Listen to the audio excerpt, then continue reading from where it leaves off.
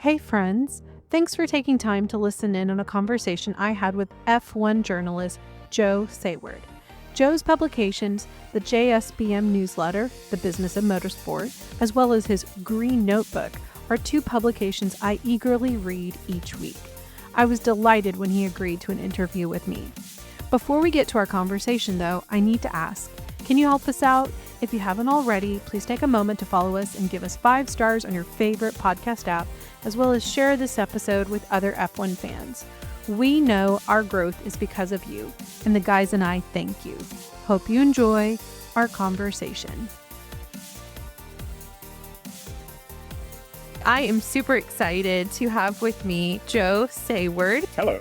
I have been a consumer of your publication. You're a F1 journalist, and I said you're a seasoned journalist, but when we were doing our pre-interview discussion, and you said, is that calling me old? And I will never say you're old. I think that you're one of the veterans of the sport, that I have really enjoyed what you write on a almost weekly basis. I was going to say daily because it feels like you're out there doing so many different pieces, but I look forward to 2 of your newsletters that have very different flavors. I would say your JSBM newsletter and is very much on the business and the insider politics that are happening within the sport. And then your Green Notebook, which I love because you are traveling all throughout the globe over the course of the calendar and giving us your insights of the communities, the cultures, and then always finding such clever ways to tie it into whatever happened in the week. And so I am looking forward to this conversation with you because you have such a vast knowledge of the sport that I think one of the reasons the guys and I felt that you should be a guest is that it's a dimension that I don't necessarily think most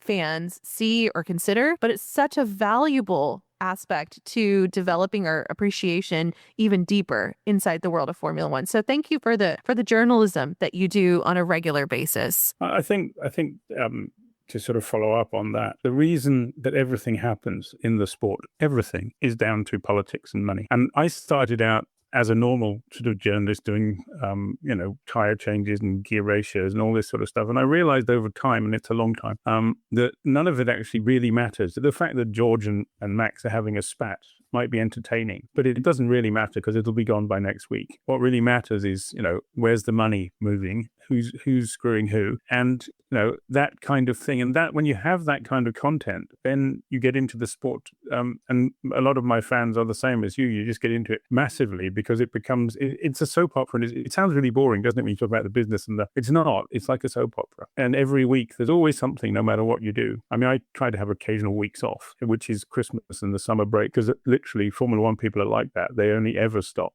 for 1 week at Christmas and a couple of weeks in the summer break. They are on it all the time. I came home after Abu Dhabi, but a lot of them have stayed out there because they're all mad and dysfunctional. This has to be said too. And that's what makes it such a great world too, because when you live in a world of dysfunctional people, it's like being in the circus. And so when people say, why are you in Formula One? The answer is I ran away and joined the circus, which is every kid's dream, isn't it?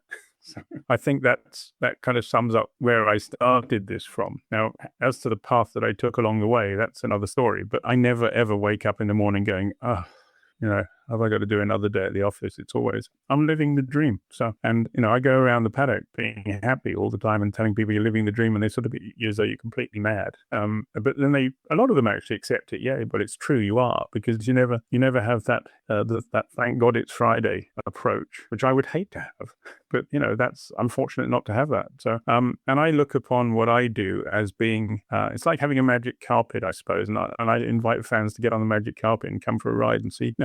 That's why all the scene setting and the travel is. I'm amazed that nobody else does it, to be honest, but they don't. So as long as they keep not doing it, I'll do it. And it is part of Formula One. There's all these different places we go, and it's not always fun. The number of times I've been stuck in airports and getting fed up with people who won't do what you want them to do and this kind of stuff. But that's all part of the game. And people, I think that's that really helps when people understand what we actually do as well. Living jet lag permanently, this kind of stuff. People don't really understand that either because we just do the silliest thing. The other day we did Las Vegas to Doha which is 16 hours of flying plus 11-hour time change. And then with Las Vegas being late at night and my workload coming after the race always, it was just madness. I went for that, I don't know, I can't tell you how many hours it was without sleeping. All I know is I got on the plane, thought I can go to sleep now, and then couldn't sleep because I was too tired to sleep. So in Doha, half the circus was basically barely able to communicate. It was sort of grunting and just getting through the weekend just because of the state we were all in. But we've been the last 9 weeks. We've been 6 different races in 3 continents, and it's interesting. Anyway, I think we're superhuman. Actually, I do have this conversation with people sometimes because we have got antibodies that nobody else has. We are used to living this. We beat our bodies considerably, and the longer you do it, the more antibodies you get, the stronger you are. And I think it's, we don't get sick when other people get sick. It's quite interesting how that happens. But I'll probably get sick in the next couple of weeks because I'm stopping traveling. When your body relaxes and all these germs come rushing in. But I went through the whole of COVID. Going to races. I went to every single Formula One race during the pandemic, no matter where it was. I went to Russia. I went to Azerbaijan, and I never got COVID. I still haven't had COVID, as far as I know. I don't think so, but I've never had COVID. And I honestly think we're a bit different because of all this. We are just trained for the environments we have to visit, if you like. I love what you said about the magic carpet that you invite people to join you on, because and how you're surprised that others don't do what you're doing, because very much like when I read your green notebook, and which I want to know, why do you call it the green notebook? Maybe you put that in an earlier conversation. Oh, it's literally a green notebook. It is. It is a green notebook. I can tell you, actually, this is a plug for somebody probably. It's made by Moleskin. They're just the perfect notebook. And I found one, and it was green, and I liked it. And I've used the green notebook for years and years. I think they changed all the colors available. I still want the old green one. So I find them, when I see them, I buy another one for future reference, because they've all gone pastel colored now. But I want the original green. And that's it.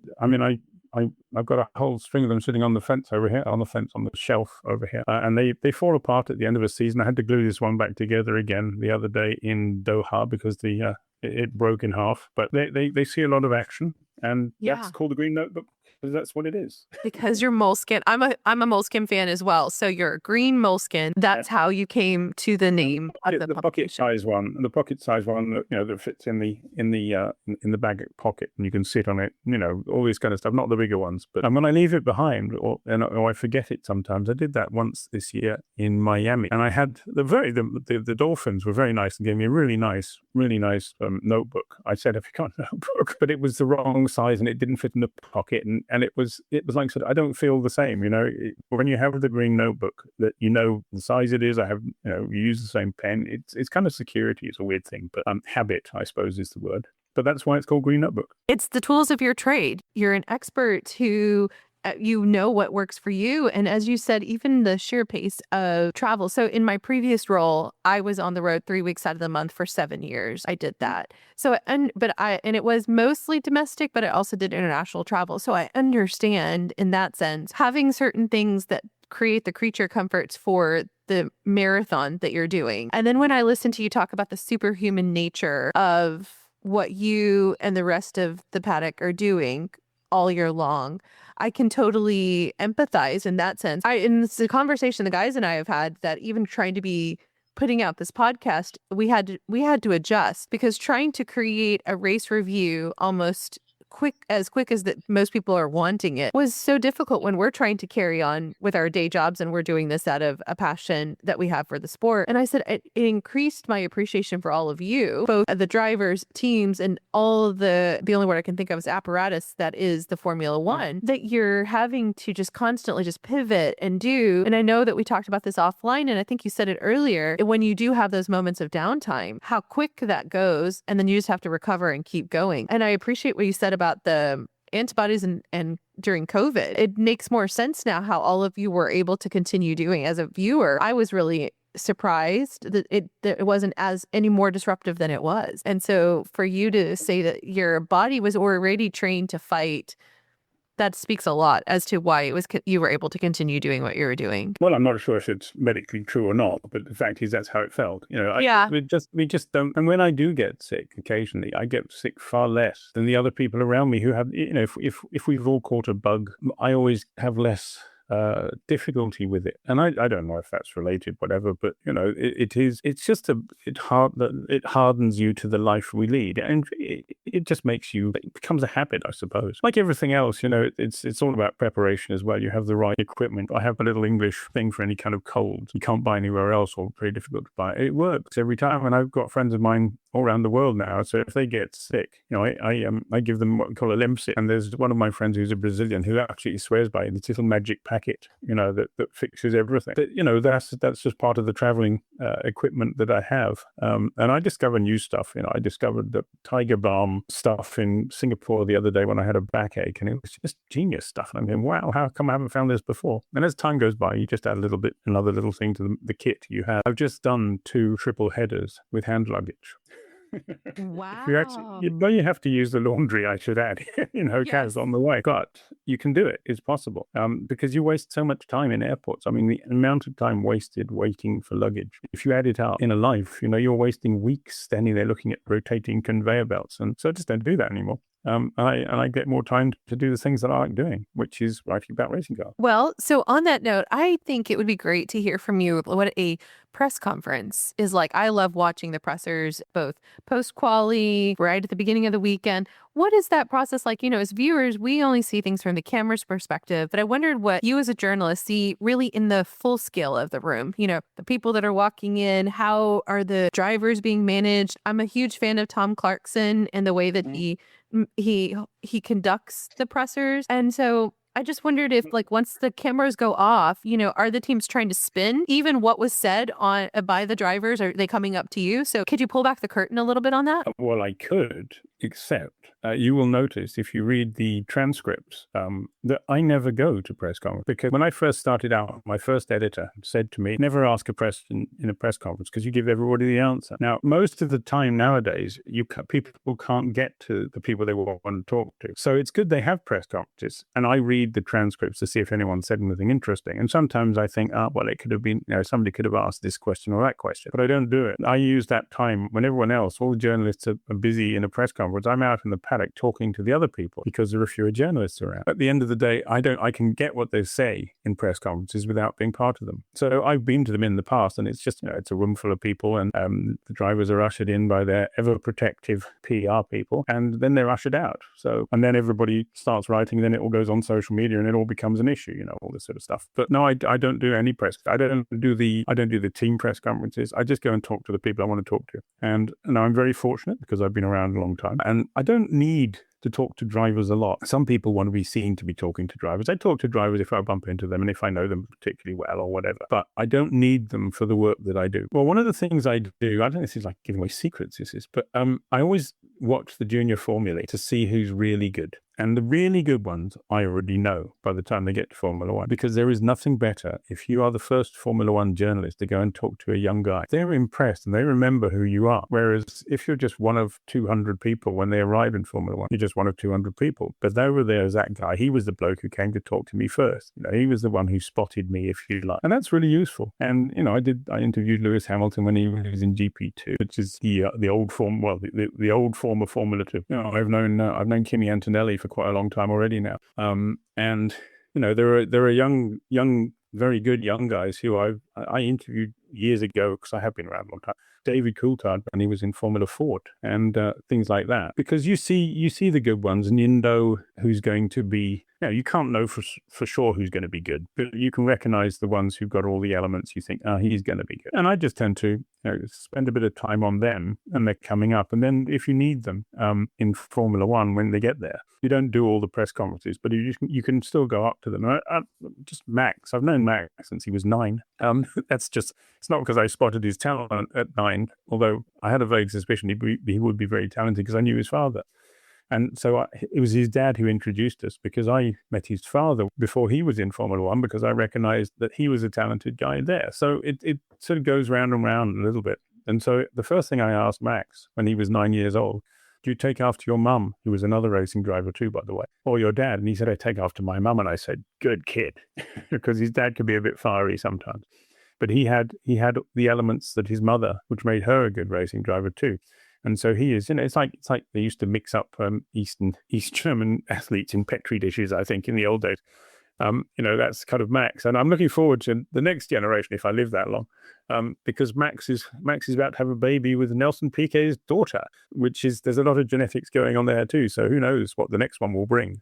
It's quite interesting, these kind of things. Anyway, going back to the press conferences, no, I don't do any press conferences at all. And they're kind of used to it. The teams just sort of go, oh, well, there's Joe doing his thing. And some of them don't like it. The new ones come in, the new press officers who like to control things. But I generally explain to them, when I'm going to go around you and talk to the people I want to talk to anyway. And some of them get upset about it, and I just say, whatever. And most of them get used to it quite quick, because quite often the people I want to talk to want to talk to me too, because that's the other thing about being an F1 journalist of long standing, which is the trade of information that goes on between journalists and team people. They don't, they want to know what's happening all the time too. So, if you know something, and it happens all through the sport, sometimes journalists know this stuff that the teams don't know. I know that sounds ridiculous, but it is actually true. And, there have been some occasions in the past where I've told people you're going to be fired next week, stuff like this. And I remember one particular person saying to me, hey, well, call me back next week to find out. And in fact, he called me the following week, goes, how the hell did you know that? And I did tell you. But that's part of the game. And so my real aim is just to get ahead of the story, ahead of everybody else. And I put the really best stuff in the JSBM, which you have to pay for. But on the Green Notebook, there's a lot of good stuff that you don't have to pay for. And it's just balancing the content to make sure. Because the other thing that people don't understand is they think that there is some mythical bank manager who pays all the bills. I am not employed by anybody other than myself. So I pay my own bills. And when you realize what that takes to go to 25 races around the world, and I'm not traveling up the front unless I get upgraded, I do get upgraded quite a lot, because obviously you pick up air miles and stuff and you get to various statuses and things, but I'm paying for it all. And people don't understand that. Even in Formula One, they go, what do you mean you're paying for it? Because they've all got the team. Every member of a team is being paid for by the team. There are very few people who you hear people complain about. So what are you complaining about? You're not paying for it. Somebody else is. When you're paying for it yourself, you have more of a right to complain. But it is. Myself and David Tremaine, who we do Grand Prix Plus together, race magazine, if you like, and I think both of us have spent probably £1 million of our own money going to races over time. Which is, you think about it, that's ridiculous. Why do you do that? But that's what we do, So nobody pays for us to do it. We do it, and we do it with passion. It's not always easy, but yeah, people just do think, and everyone thinks you lead this high life as well, F1 glamour. We spend our entire time sort of lolling around with supermodels and all the rest of it. We don't. We are driving through the middle of the desert at 3 o'clock in the morning, trying to avoid being flashed by the speed cameras. And they have speed cameras in the desert, by the way.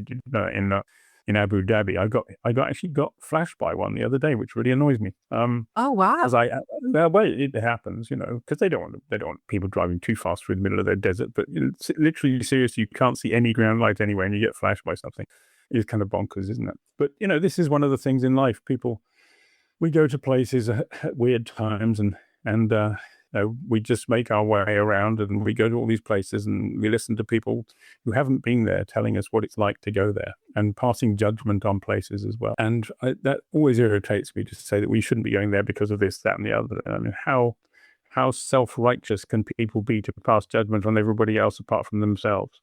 Every country, if you read those, you probably don't read them, but I have read a few of them, which is human rights organizations complaining about what's wrong. Every country in the world's got human rights issues, So when people say, well, we shouldn't be going there because of this, I go, well, actually, no, it's good that we go there, because we're spreading, or in some cases, we're sort of putting the spotlight on the problems and making them fix them. I mean, or at least making the world, or making them consider listening to what the world has to say. So yeah.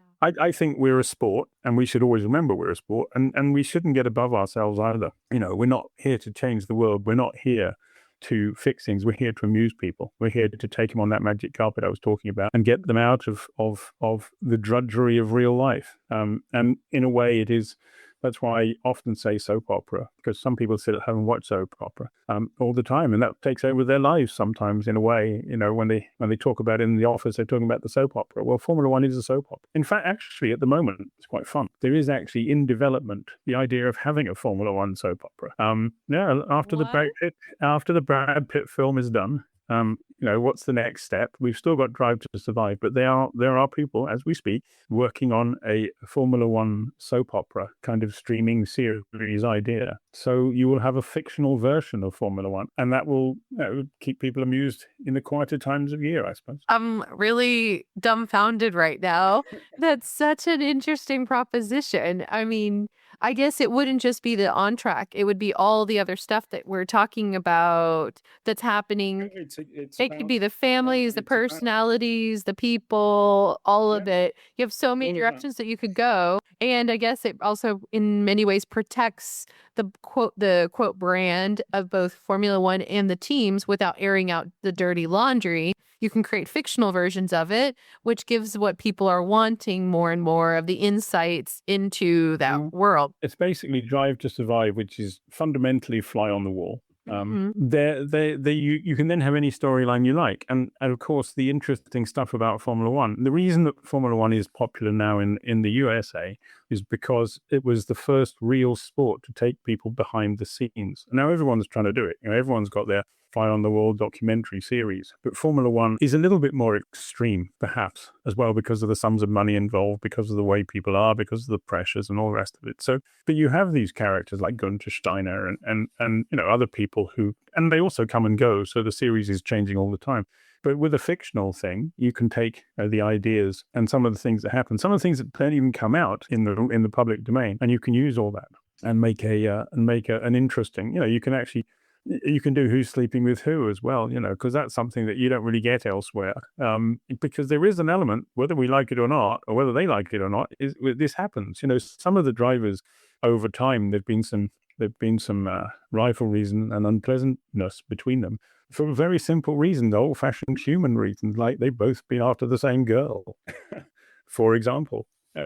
These things happen. So a soap opera is quite good in that respect, because you can have a bit of the best of everything without it necessarily being real. But most of the storylines will be based on reality at some point. I could tell you some stuff that make your hair fall out about some of the goings on that there have been, but it doesn't come into the public domain, So, and my view is that as long as it doesn't affect their on-track performance, I don't care what they do. But if it does affect their on-track performance, and sometimes there's quite an interesting moral question one comes across, if such and such is unhappy one day because his boyfriend split up with him and he doesn't do very well, this may or may not have happened in the past, then is that affecting the on-track performance? And generally I give them the benefit of the doubt about, the private life impacting on the driving, because they're supposed to be professionals. So, and I don't tend to, go into the fact that, they're fighting with the wife or whatever. It's just best left out. Doesn't help much. But there's no reason not to do that in a fictional series, because that would help explain lots of things and add another level to the whole storylines, I suppose. I wonder, when you talk about this, it seems that for so long in the history of the sport, it was very closed off. It was very protective of what got disseminated outside of the group that is in this circus. And we've seen that change, where more like people like us doing podcasts and non-journalists trying to figure out more elements of the stories. Do you see it ever becoming too much and changing impacting the sport eventually in a negative way? I think opening up the access has been good to welcome newer fans, but you also have to wonder how far is too far. And like you gave a very good statement just a minute ago of saying, unless it impacts the on-track performance, and you have that discernment and judiciousness because of your longevity within the sport and your own professionalism. Do you see that across all these different aspects of media? No, of course not. I think it's already gone too far in a lot of respects. There are various different elements here. First of all, the present media, in other words, the media who are there and actually doing it. There's an awful lot of people out there who are pretending to be F1 press. They give the impression that they're there and they never are. And they just, people actually believe they're there. That's true of some journalists too, who have been in the past. For example, they've been permanent F1 journalists, but they stopped doing it because they can't afford to or whatever. And they go on pretending to be, which means that their ability to understand what's going on has disappeared, but they're still trading off, a reputation, if you like. And there's quite a few people doing that. There's an awful lot of people pretending to be F1 journalists. And there's a good way of spotting them, because anybody on their websites or on their Twitter feed, if they write FIA accredited, it means they were once. Because otherwise you don't need to write it. Because if you're a full-time, I wouldn't even think of writing FIA accredited on anything, because I just am. But the fact, when people do it, you know they're doing it to prove something, which may or may not be true. In other words, it's not true, because as soon as if they ever do become full-time, they don't consider that to be an issue anymore. So it's a good way. When it says FIA accredited, just go, okay, he's not involved. Or she. It's not just he. It's both. So I think the invasion of social media, you see all kinds of rubbish being written on social media about Formula One relationships within the sport. And sometimes you'll look at this and go, what? How on earth has somebody dreamed this one up? And to be honest, the team sometimes go, how on earth has somebody dreamed this one up? They're as mystified as we are. So in lots of respects, this sort of citizen journalism, or whatever you want to call it, is very dangerous, because there are people with no clue what they're doing. Some of them have a lot of followers, and often these followers have no idea that they're following somebody who doesn't know anything, So I think that's very dangerous. But at the same time, the teams have bigger and bigger social media groups to produce more content, and people copy that content. But the number of active journalists in the long haul races, where it costs a lot of money. So, for example, in Brazil, or in Canada, or in Australia, and even Doha, the actual press corps, the serious press corps, is down to about 30 people. It used to be 200 or 300, but now it's much smaller. It just costs so much money, and you have to. Since COVID, remember, editors have woken up to the fact that actually we don't have to send the guy there, because he can do it from what's available. And so you have a lot of people who don't go anymore. Now that means they don't get the good stuff, but you can if you stay at home. To be honest, I don't know this, but I just hear it, because I haven't ever stayed at home. I haven't stayed at home since 1988. I have not watched a Grand Prix from anywhere other than at the Grand Prix track. So however many years that is, that's a very long time. I've been to every race. So I don't really know. It's like people say, what do I think of TV coverage of such and such? I go, I don't know. I've never seen it. I don't know if Sky TV, I see what they're doing in the paddock, but I don't watch it ever. I see various different countries doing the various different things, but I don't actually watch the programming. So I can't pass judgment on whether it's good or bad, because I've never seen it, because I'm always there. It's a weird thing, but that's the way it is. It's only if you sit at home and watch it that you can pass judgment on it. But I'd much rather do what I do and find out what's really going on. And so these are the elements. The actual real, what I call the real press corps, is getting smaller. The access to information, the teams are more protective than ever of the people. They want to control the message coming out. Obviously, they don't want anything sort of negative about their team. And so some of the communications people are they're basically there to produce propaganda. So in a way, we're not at odds with them, but we are doing stuff they don't want. And sometimes if you write a story that is negative for them, they get upset, and I say, what's the point of getting upset? Is it true or is it not true? If it's not true, fair enough. If it's not true, I'll retract it. But if you read my stuff, you don't see many retractions, do you?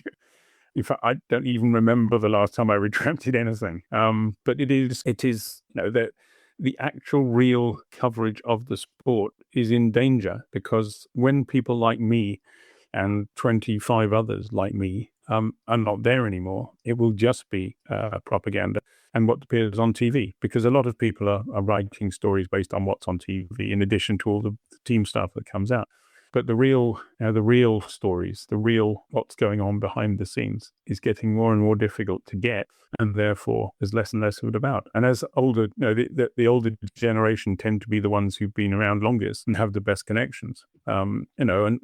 There's always going to be a level of people retiring because they've had enough. And so when I can think there's a very good German journalist who's a bit like me, and he's just decided he's going to retire next year. It's going to be a huge change to German coverage because his stuff is with Google Translate as well. Everyone sort of goes in and translates everything that people are writing. But quite often they're translating stuff that was just made up. Yeah, it's really interesting. And there's also what we call the bottom feeders, which are people who just scrape around everything all over the world and then present it as their own news, as they put their own spin on it. So you have another story that comes along. So it's an evolving thing, but the actual real media in doing what media is supposed to do is becoming smaller, and that's scary because we shouldn't be becoming smaller. Well, and even tying back to what you said about this is a business where so much money and the politics that are happening inside of there without the level of transparency or information insight, I should say. I don't necessarily know that transparency is the right word, but information insight that you are gathering and then giving out to the public is vital because of the stakes of what this business is doing. And then when you consider all the implications and like the derivatives that come out of this, going back to what you said about people being upset about human rights violations. Well, if we want the sport to continue to be the sport, but also its impact of going into these different places, being able to understand the behind the scenes and what are the interest incentives to do what's happening. Those are all very much need to have people like you doing this. The fact that you said that you also finance it yourself and it's not something that everyone does, all the more I get my respect for you as I listen to this conversation and you sharing so candidly, because like we were very clear when we started our podcast, we wanted to be upfront. We're just fans. We're not in any way insiders that have we're not journalists. We wanted to make it clear that to our audience, it's fans' insights into the world of Formula One, because what we believe is those of you who are professionals, who have a code of ethics and you have the longevity and you're working hard, that needs to be very distinct and put into, you have a high responsibility, but that also gives you a distinct class that is important to what we all enjoy in this sport. I wonder, we've talked a little bit about Drive to Survive, and that's part of this idea of opening up the door a little bit more to people. Did you foresee from your seat when you heard this Drive to Survive project was coming, it was going to take off in the way that it was? And then also even looking at it for our community, we're predominantly American. Did you see this expansion taking off in the way that it did? Because I feel like you forecast a lot of stuff because of all your insights and connections. So I wondered if you saw this coming. Well, I knew it was coming because the man responsible for Drive to Survive was really an American guy called Sean Bratches, who was the commercial chief of Formula One after it was taken over by Liberty Media. And Bratches, great guy, fountain of ideas, and some of them were crazy ideas, and some of them were brilliant ideas. But that's what fountains of ideas are. They are just creative people. And he came up with a number of ideas, and I got on very well with him. And I'd say that's absolutely ridiculous. Don't even bother. And, things like zip wires in the public areas. I said, why are you putting zip wires? They're there to watch racing cars. It doesn't make sense. But a lot of what he did, he's the guy who dreamed up the F1 exhibition, which is, there are now various versions of it going around the world. That was down to him as well. He was the one who dreamed up Drive to Survive. And he dreamed up a lot of other stuff. But sometimes there was a very entertaining moment with Sean when they realized that the 1000th Grand Prix was going to be in China, which was basically the worst possible place to celebrate, simply because, first of all, not many, the time zones didn't really work. The on the ground, people don't go there as a matter of choice quite often. So they couldn't do very much. And he kept saying to me, can't we just lose a race somewhere, in the history? I said, you can't lose. And he said, what about these ones? No, you can't dump the Indy 500 because it was in the World Championship in the 1950s.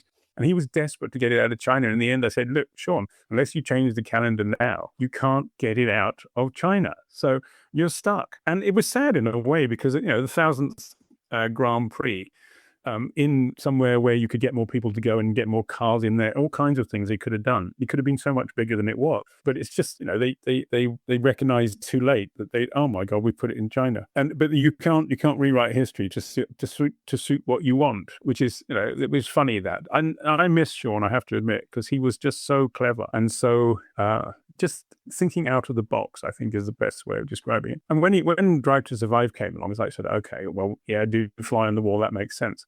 I think if you go around the world now and you see how famous and popular Günther Steiner is, I mean, it seriously, in Brazil one time, I was going out of the paddock in cars behind, going out, leaving the circuit behind Günther, and it was like Beatlemania outside the door. This place went absolute. This is Brazil, just completely mad.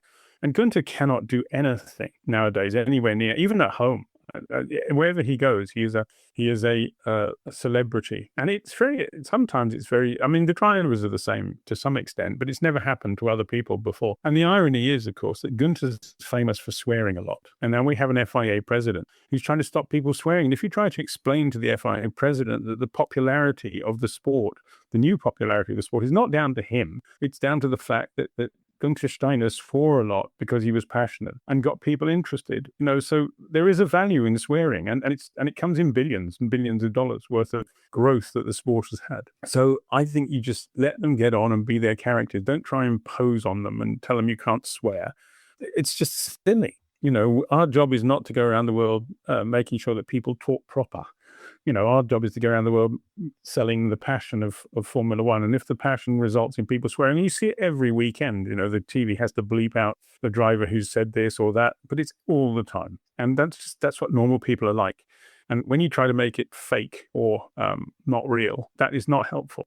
Drive to Survive made people real. So you got a new kind of stars, Günthers of the world, and Claire Williams, and people who hadn't been highlighted before. It's just a shame in some respects that we missed some of the other generations, because it would have been great fun to have that with the likes of Dennis or Frank Williams. Frank Williams, who is one of the most inspirational people you could ever possibly hope to meet. And just so many characters who've come and gone. And I've been lucky to live with all of them, and in a way, it's such a shame that we didn't do it before. Monisha Kaltenborn at Sauber, a lady team principal, and very, very smart person. She didn't inherit it. She was there because she was good. And these kind of people. And I think we've gained so much from opening up that much to the world. And that's all down to Sean, ultimately. Now, was it a surprise that it became big in America? The truth is, it's not just big in America, it's big everywhere. So while we see a lot of the impact of it in the US markets, we see the impact everywhere. We see it in Australia. There are very few races that aren't sold out these days because people want to go and see it. They want to go and see this thing that people get excited about. And something, if you take somebody in to watch a Grand Prix, they all go out at the end of it going, wow. I mean, literally, they only need to see a car go by once and they're hooked. Because these things are just so mad that nobody ever leaves unimpressed, let's put it that way. And then you try and tell the stories behind, why does it take 1,000 people to put two cars on a track? This is a question. I'm always amazed nobody ever asked me that question. Why does it take so much to do it? Why does it cost so much? And the thing is that these machines are absolutely extraordinary. They're astonishing. I once went with a rocket scientist to a friend of mine and took him along to a race. And he was quite old. He'd done some rockets in the 1960s that were quite well known. And I introduced him to one or two of the engineers. And the engineers were in absolute awe of this man because he'd made rockets in the 60s. And he was in absolute awe of these young guys because they built these incredible machines. And he was looking at the composite and going, how on earth did you do that? That level, the level of which everything is at, is just beyond unthinkable. So, for example, last weekend I was having a conversation about, we got this new 11th team coming. They don't have their own facilities at the moment. They say it'll all come right and it'll all be perfect and they'll make their own stuff and they'll be competitive, da-di-da-di-da. So none of it's going to happen like that. Is there anybody who can make the level of the chassis, can make them, the right way with the right stuff in them in a short space of time? The answer is it's very, very difficult to do that. And you can't just come in with a carbon composite company that says they know what they're doing, because there are so many things that make the Formula One cars different to just normal. I mean, composite technology is already pretty advanced, but Formula One takes it another level beyond that. And if you don't have the right people, the right machines, the right everything, the lasers for cutting, all kinds of stuff, all these things, You can't come along. You'll come along with a chassis that's 10 kilos heavier than someone else's, and 10 kilos. Weight is the enemy in Formula One. You can produce a chassis, sure, but it won't be anything like what it needs to be, and it will be slow. So anyone who thinks that they can just come in, even if, we see it time and time again over history. Big car manufacturers are arrogant organizations. They think they can do everything, and they come in and they mess it up because the arrogance, they didn't listen to people who know. They didn't listen to warnings. Sometimes they listen to the wrong people because sometimes people give them advice based on the fact that they're getting paid a load of money for consulting, and not telling them the actual truth. The truth is, like, you're going to struggle at this if you do it this way, do it another way. So you have all these different voices, but they just don't listen because they're arrogant. So we saw Toyota waste billions of dollars way back. We've seen the Ford Motor Company not risk. They wasted it, basically. Neither one of those won races. They spent fortunes, and eventually they quit and gave up. We've seen Alpine. Some people come in, think they knew better, and they completely messed up the team and broke it. Now we're fixing it up again now. So we've got Audi about to come in, and that's not going to work very well. At the moment, they're going to change things. They're beginning to get the hang of, get some people in there who know what to do, but it's still going to be tough on them. And it's not just the chassis, also it's the engines. They've got to know how to make the engines. These engines are extraordinary pieces of equipment. The thermal efficiency of Formula One engines. And this is something where Formula One really screwed up 10 years ago when they first arrived with the current generation of engine. The average thermal efficiency on road cars after 130 years of development in the industry, the average sort of level of thermal efficiency was about 30%. Formula One in a year and a half took it to 50. And that, it's just astonishing what was achieved. And we didn't tell the world because we weren't very, if Liberty Media had been in charge at that point, we probably would have done a better job. But at the time, all people said is, people want noisy cars. And noise is wasted energy. And the other thing is also, if you're a mother, you don't take kids to a Formula One race with the old engine because it blew their eardrums out. All the old boys who've been around, including me, who've been around in the days when we had really screaming engines, we're all a bit deaf because of it, and we've damaged our ears. So one of the reasons that you can grow the business is to have quieter cars, which are more efficient, and then mummies will take their babies along without fear of their baby going home deaf or screaming or whatever. It's funny things like that. But anyway, the technology is astonishing, and they're constantly looking for more. So you've got hundreds of people working in these teams who are just looking for where to go next. And a lot of the people are looking at what not to do. They'll investigate going down paths where this might work, and they come back going, no, this isn't going to work. So their work has actually amounted to nothing apart from saving the sport going down the wrong alleyways. So that's why. And the other thing is also now, for years and years and years, Formula One teams were money-losing organizations because they really badly. They wouldn't agree with each other to have a budget cap or to share the prize money correctly. And it's not perfect now, but it's good enough. But now they're all making money. And now there are all these teams that are worth absolute fortunes. And this is why this new team is there, because somebody has seen, well, I could spend 200 million and get something worth $1 billion. And that's going to go on. In my opinion, we haven't even started the process of value of Formula One teams. Because if you look at the NFL, and I can upset an awful lot of Americans in one sentence here. The NFL is a domestic league. It is not a global sport. And yet they have valuations on teams. Washington, I can't never remember what they're supposed to call it now. I'm not allowed to call it what it's supposed to be called. It's called the Commanders, isn't it? Whatever it's called now. That's valued the other day at like $6 billion. And the Denver Broncos, I think, was sort of 5.5 or something like that. These are teams in a domestic league. Just imagine what it would be like if they were out in the world. Secondly, if you add up all the franchises in American sport, if you add the NFL to the NHL to the NBA to even to the Major League Soccer, which is still pretty small, but you add them all together, you've got probably 60 odd, no more than that, probably 100 teams, 100 franchises. Formula One, there's 10 and a half. Once we get the 11th one vaguely sorted out, we might have 11, but that's it. And they're global. So the valuation of what those things are going to be worth in the future, I think, will surpass the NFL. will surpass other places. So I think we're just at the beginning of that process.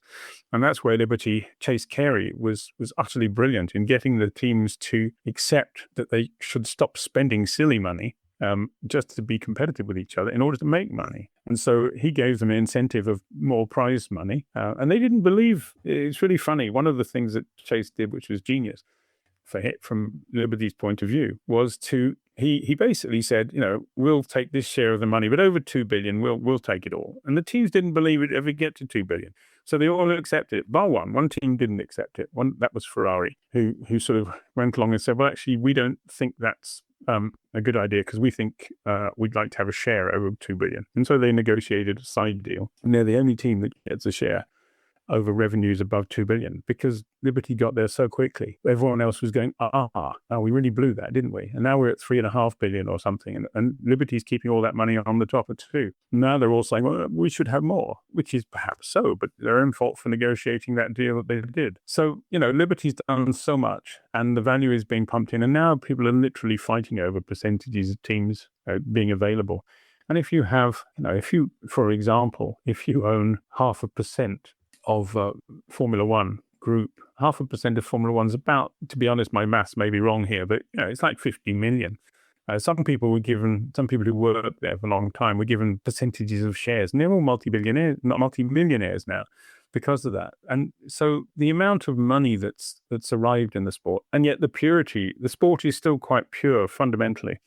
They go out there at the weekend and they race like crazy, and they fight like crazy, they bitch like crazy. They protest against each other. They play games. George reports Max to the cops. All this sort of stuff that everyone writes about.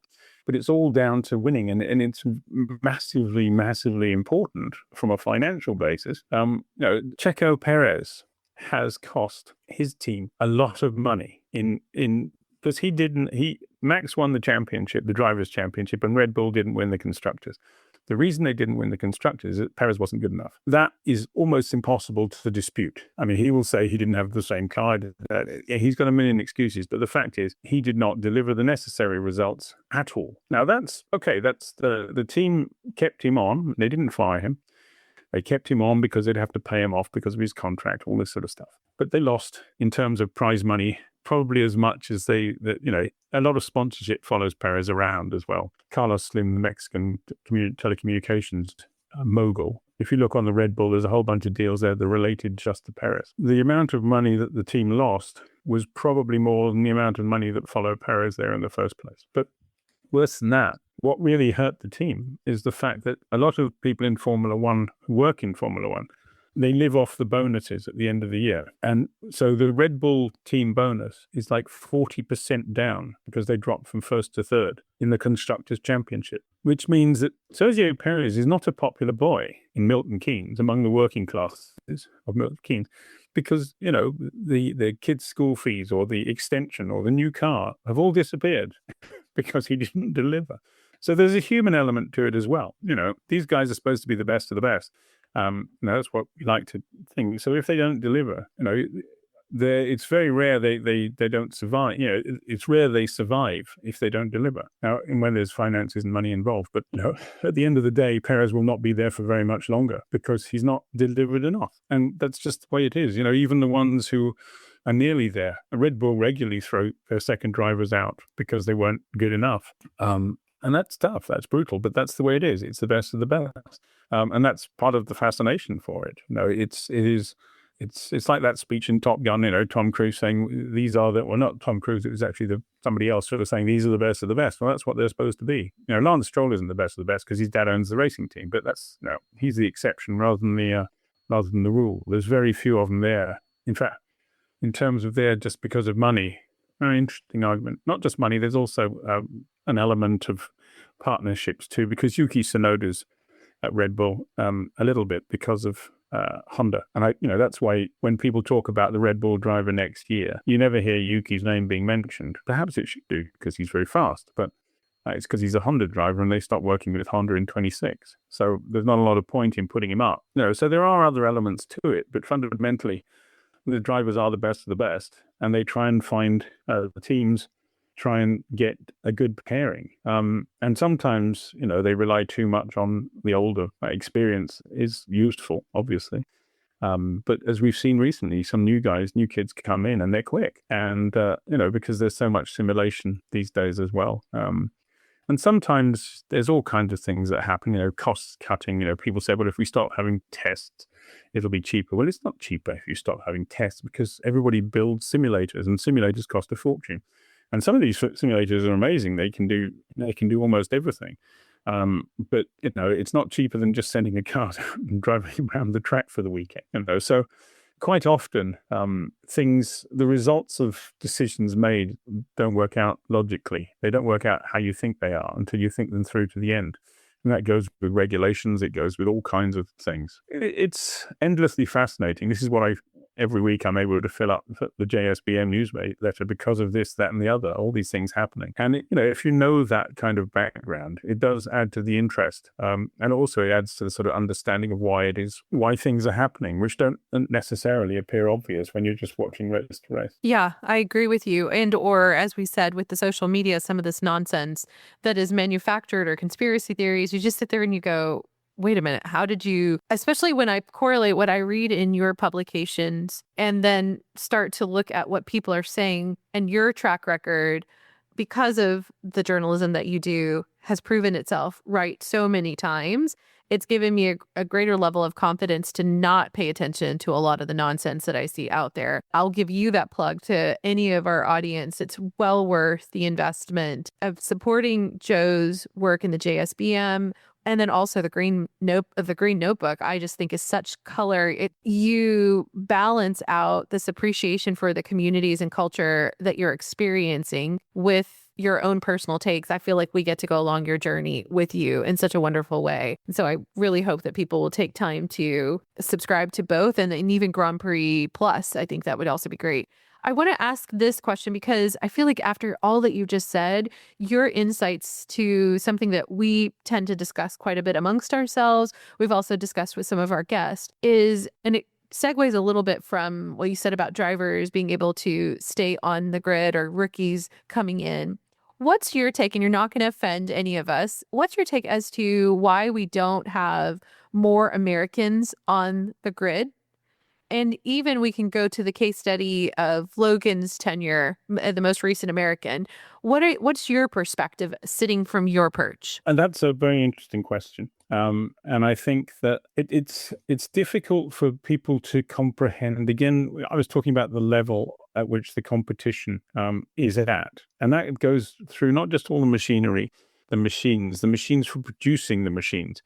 Everything is cutting edge. Everything is the latest. Everything is new. And when it comes to drivers, their bodies, their nutrition, their training is all very specific. It's like training they don't just train, they train certain muscles to do certain jobs. It's amazing what they do. But fundamentally, if you want to have drivers who are capable of competing at Formula One level, they need to learn how to go racing in the European way. It's no good racing in America and then thinking you can just leap across, because Formula One teams of late, there have been a couple of them who've tested some of America's top drivers, and they come away going, nah, not good enough. Not because they're not quick, because they are quick over one lap, but there's all kinds of other elements that are needed. There's the feedback, there's the consistency, there's the mental attitude, there's all these things that they've got, and even the ability to live in different, to be able to survive in different environments. I remember Americans live in a world where everything is the same. They have the same phone plugs, you have the same power plugs, you have the same this, the same that. Which you can go down to the pharmacy and get the drug you want. All these kind of things. You go out in the world, you can always get what you want to eat. The going out in the big bad world and learning how to do it, moving from country to country and changing all the time. A lot of drivers get homesick as well if they're away from home. They have to grow up, and sometimes they're doing it at very young ages as well, remember. So you have all these elements to it. But for years, Brazil has been sending people to Europe. The Australians have been sending people to Europe. The Americans haven't done as much, but some of the top American drivers did cut their teeth in Europe, including Logan, Alex Rossi, even Danica Patrick. They went and they battled through the European thing. They learned how to do it, and then they went back home because they didn't have the money to break through at the end. They went back home and they were able to shine in their own world because they were well prepared for that. But they weren't quite enough for F1. And that's, I think, essential for anybody who wants to be in F1. I think you have to go into the environment where they're training up everybody for F1. So, for example, Guan Yu Zhou from China, he arrived in Europe at the age of 13, and he has an understanding of language. Because he arrived at 13, he can express things that Chinese people who arrived at 22 cannot do, because no matter how good a linguist you are, you don't have the same abilities to suck up all the information. And quite often, Japanese drivers have struggled on language issues because they can't express to the engineer, or the engineers can't understand what they want. Even if you have a Japanese engineer, it's getting the points, getting the tiny subtleties of what is required across. So the best thing to do is, as young as possible, send him to Europe. And, you see it time and time again of the ones who come through, of them all going off to Europe at a young age, often in karting these days too. We have one or two really interesting things going on at the moment. At the moment in Formula 2, there's a driver called Max Esterson, who's an American. And Max has done no karting at all. He learned everything on iRacing. And it's fascinating to watch how he's going to do, because obviously he's talented. Obviously, simulation is not quite the same as real cars, but he's in Formula 2 and he's not doing badly. So it will be really interesting, because if he can make it through into Formula 1, suddenly that whole idea that you need to have millions and millions to get through karting will go out the window, because right now karting is crazy expensive. At the top levels are just mad. And then you get into the junior formula and it's all crazy too. And you have to have these young driver programs paying for people to climb the ladder. But if you can get people to come through from the virtual competition world, then you have a whole new game opening up. But you still then have the other elements to it, which is, the whole sort of cultural, getting used to the culture of Formula 1. I remember years ago when an American driver, who I won't name, but coming to Europe, and he was actually junior level, but he was shocked by the way they drove, because he said, they just drive straight at me. They don't do that in America. And, he thought they were trying to kill him. And it was like, sort of, no, not trying to kill you. That's how we race over here. But if you don't know that, you can't compete with it because you don't understand how it works. And, all these elements, the culture in which you need to immerse yourself is basically take them out, put them into Europe, let them grow in Europe, grow up, learn all this stuff, still go to school, do all the, do everything that needs to be done. And you have more chance of making it. There's almost no chance of anybody parachuting the other way. In the past, we had Jacques Villeneuve did it 30 years ago, 28 years ago, or whatever it was. He did it, and Michael Andretti tried to do it way before then. And in the old days, in the 60s, yes, you could do it. That was different. And the world is so deeply changed since then. And all the ones who've made it thus far, since, I would guess, the last one would be Scott Speed was racing in Europe, but before him, it's probably Michael Andretti, who's the last one to try and parachute in. And Michael's he wasn't a slow driver at all. He was a very good driver, but he didn't have all the elements in place. And he was also in possibly the worst place you could ever be. The idea of going in and up against Senna in McLaren as a new boy was fairly not clever thinking, whoever came up with that idea. It was interesting from a McLaren point of view. They thought, we'll see the best guy they've got in America, see how good he is in comparison. And if Mike had been around for another year or two, he probably would have got up to speed much more, but he was still making mistakes, like flying backwards and forwards and being home. You can't do that sort of stuff. You just end up in a complete mess, and you're not around the team enough. You're not inserted into the team to the level to which you have to be. There's all kinds of these different elements, but basically anybody who thinks, I'll go up through IndyCar racing and come back to F1, dream on, ain't going to happen. IndyCar racing has become a sort of place that the F1 guys go, or the guys who can't make it go. And if you look at the hot shots over there, they are generally the ones who either have and couldn't make it, or couldn't make it but can make it over there. I mean, that's not to denigrate it, because it's fantastic racing. and there are some decent teams, but you can also bring a lot of money to there nowadays.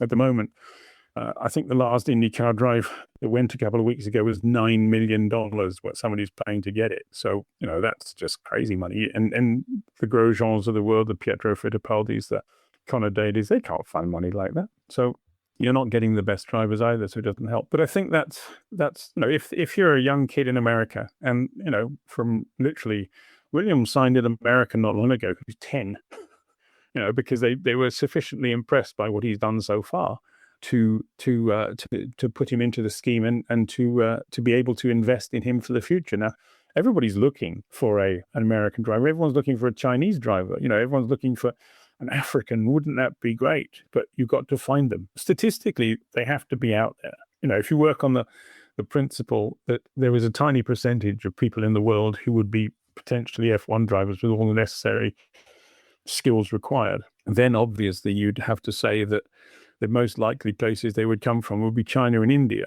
because they have the biggest populations, or the whole of Africa, for example. The United States is only 300 million people, or 350, whatever it is. So percentage-wise, it should be easier to find a Chinese person than it would be to find an American. But then you also have the on the other side, the infrastructure in place in America obviously is much more than China or India. So they kind of balance each other out a little bit. But you have to find people to take them out of wherever they're starting and then train them in the right way, in nutrition, in every other way. And it's the same, this goes for female racers too. It's the same basic principle. There are girls out there, women out there. Well, actually, most of them are girls, but I don't know where you draw the line actually age-wise, but they have the ability, one or two of them, quite a few, no, not quite a few. There are girls out there who would be able to make it in Formula One. We just haven't found them, and we haven't nurtured them enough. It doesn't mean we don't want them. Everybody wants a woman driver. The closest we got, I would say, would be Simona de Silvestre, who I thought was really good. She had the right attitude. She had a lot of the skills necessary, but they couldn't find the money for her. She did a Formula One test and she impressed them, but the money wasn't there. And then a lot of the other ones that have been tried are just not there and not good enough. And you have to be brutal as well and say they're not good enough. You can't just pretend they're good enough or get them to a level where then it becomes embarrassing because they're not good enough. So you have all these different things and these different groups of people. We would love to have all of them. Believe me, Formula One would fall over to have a competitive woman, but you don't want to have uncompetitive women who are dressed up to be competitive. So I hope to see every kind of nation in the world in Formula One. I hope to see women racing in Formula One. I hope to see all of this. And I've known some women drivers who were really good over time. I'm sadly old enough to actually admit that I wrote about Lella Lombardi, who was the best of the lot. Not when she was in Formula One, but in her latter days, she was in touring cars, and I met her in the 80s, and she was brilliant. She was a fantastic driver. And she's still the only woman she scored half a point. And there's a few others I've met along the way, and I'm going, wow, yes, she's really good. But, you've got to have every element of it to get it right. And you've got also, and that's where the academy, the current F1 academy, is good, in as much as it is convincing small girls to give it a try, And that's the important bit. If they're inspired by somebody who they see racing, that's great. But we're a generation or two away from that becoming, and even then, there's still, I remember Michel Mouton, who was head of the Women in Motorsport Commission at the FIA. And Michel was absolutely extraordinary. She nearly won the World Rally Championship back in the 80s. And she was a fierce competitor, fantastic driver. And I asked her one day, do you think we'll ever have a Formula One woman driver? And her answer was, no, not really. And I went, what? You can't say that. You're in charge of the Women in Motorsport Commission. And she said, I know, but the fact is, unless it's a really exceptional individual, the fundamental elements, the genetic wiring of the two sexes are different. And, man is a hunter and woman is a protector. And her view was that when a man is racing, he will do something without even thinking about it. He will just go zap, decision made in a millisecond. Whereas a woman will wait for a tenth of a second and think about whether or not it's a good idea. And she said that's the fundamental difference, and at the level we're talking about, that makes a big difference. Now, she knew, she explained her success was because she was in rallying. All she ever did was race the clock. She said, I'll drive along the edge of a cliff, I'll drive between the trees, and it doesn't bother me. I'll go fast and I'll beat the men. But she said she never felt comfortable on a racetrack with men because she just didn't know what they were going to do next. And so that was a really interesting reflection. And that's a woman whose job it is to promote women, saying there might be a fundamental problem here. Now, but she did also say, and I agree with her, which is, but there will always be exceptions. And one day there will be a girl who will be good enough, in all likelihood. But it might be a long time. So it's not that anyone is. I mean, people like to say that all sports are sexist or whatever. It's not that. It's not about that at all, because, as I often say, a Formula One team will take the best they find. So if they find a woman who is the best engineer at doing this, that, or the other, they will take her without even thinking twice about it. And, there's an awful lot of women who do top jobs in Formula One. Nobody ever hears about them because they're not the glamorous jobs, but the lawyers. The smartest, it's true. You can smile, but it's true.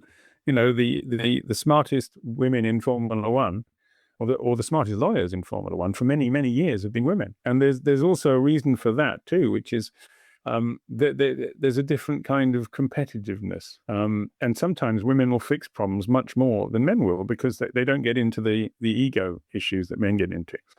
And so Bernie Ecclestone was always surrounded by women lawyers because of this. And, sometimes it's smarter to do things that way. So I think it's fair to say that Formula One uses women for all their better qualities that they have. And Formula One, believe me, everybody will take a really smart cookie who comes along and does better than everybody else. Formula One will take him in a flash. And we just have to find the right fit. And, if you look around now, there's lots more women around in general terms. It doesn't mean they're always better than the men. So there is still a level of tokenism involved in it all too, which I find very difficult because, if they're not good at the job, why are they there? But you see that also in the media too. There's particularly on television, if the face fits, whether they're talented or not, it's got nothing to do with that.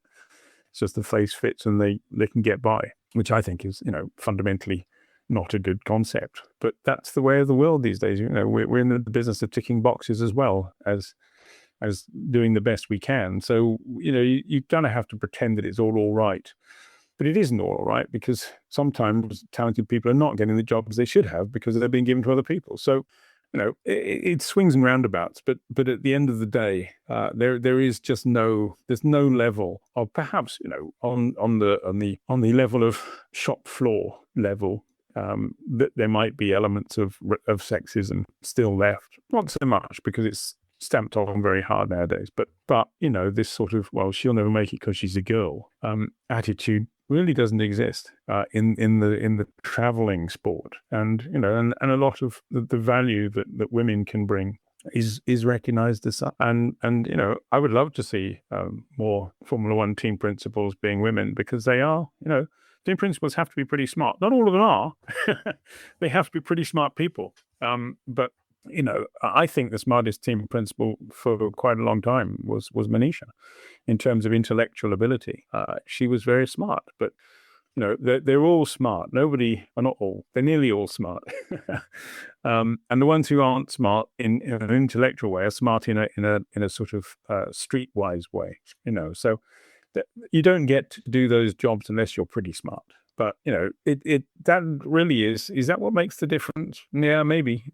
It's difficult to say, because increasingly also you have teams like McLaren where you have a team principal and you have a CEO, and quite a lot of teams now have that thing because it's just too much to do. And so you need to have enough. You have the sort of the CEO does a lot of the administrative work, and the team principal does a lot of the media and the presentation and the motivation too. Let's be fair, motivation is really important, to have your workforce motivated and excited about what they're doing. And it's, in a way, also it's interesting because it's harder to find these days. It's harder to find people who will commit to doing what it takes to be successful in Formula One. younger generations don't seem to have, not many of them anyway, seem to have the sort of dedication. If it gets a bit hard, they just go home and want to have crumpets for tea.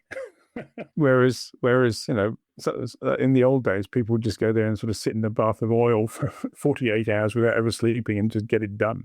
So the change of attitudes too is quite interesting, and that's true in journalism too. The number of young journalists coming up, because it's hard, seems to be a lot less than one would expect. I could keep talking to you because you are just fantastic. Like the insights that you have, the ability to connect so many dots. It's like being able to take what I read on a weekly basis to a whole nother level. So I hope I know you're busy. I hope at some point over in the next year, if you have time again, so that the guys can pepper you with questions. I feel very honored that I got to have this time one-on-one with you. And so when I see what you've achieved, what you've contributed, and your passion for the sport, it's very much in that sense too. Like, I thank you, because what we see today is because of people like you and drivers and business people inside their team principals, all the different elements that you've discussed, engineers, mechanics, the catering, all the different components that make the sport, people like you that have taken the gamble on yourself and said, I'm going to go and join the circus and I'm going to figure it out. I'm going to enjoy it along the way. And as you said at the beginning, it doesn't feel like work because you're passionate about it. And that in your space, for someone like me who's a consumer, it's infectious.